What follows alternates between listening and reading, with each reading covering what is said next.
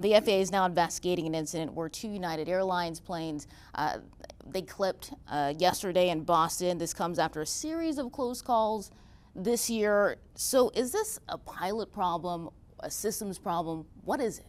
Well, the reason I'm most concerned is that it doesn't seem to be any one individual piece of the system. If it was just controllers or just pilots or just ground crews having issues, then it would be more isolated. But actually, we're seeing a combination of that. That makes me think that there are issues with the entire system, possibly related to the system quickly rebounding from having very little traffic during COVID to having, in some cases, more demand than before right now. That's why FAA is calling a safety symposium or a safety summit to get all of the different players there, the airlines, FAA's own people, anybody who could have a voice and have a role here to make sure we're looking at what works and looking at what's not working well enough to continue raising the bar. What do you want to focus on to make sure that passengers feel safe flying being in a plane? Well, a big part of why the FAA exists and why the Department of Transportation exists is to make sure passengers are safe. America has built an extraordinary record of airline passenger safety.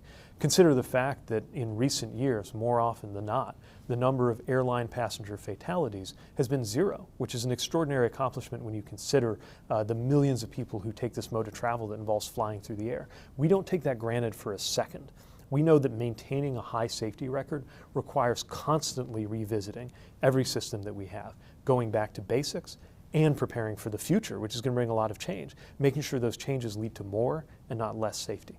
But are the close calls that we're seeing, and yesterday was not a close call, it was actually a hit, does that raise alarm bells for you? I think it needs to, and yes, I'm concerned about this. FAA is analyzing how much this compares to what we've seen in recent years, but it's enough to deserve our attention, and it's one of the reasons I think these safety steps that we're taking with the FAA are so important and so timely. We can't allow anything to happen that could lead to an unsafe outcome for passengers or for workers, and that is something that, again, requires constant pressure, constant attention, and constantly revisiting everything we do.